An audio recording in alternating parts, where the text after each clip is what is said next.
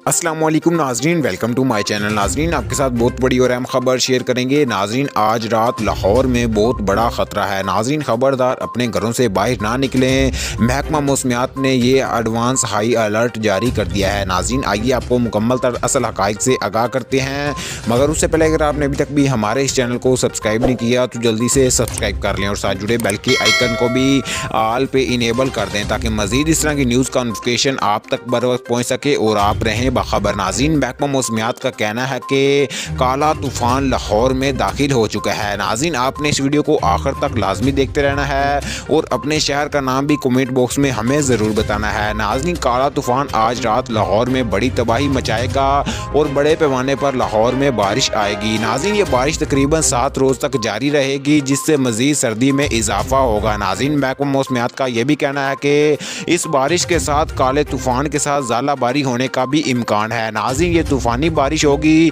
और इससे बड़ा नुकसान सामने आएगा।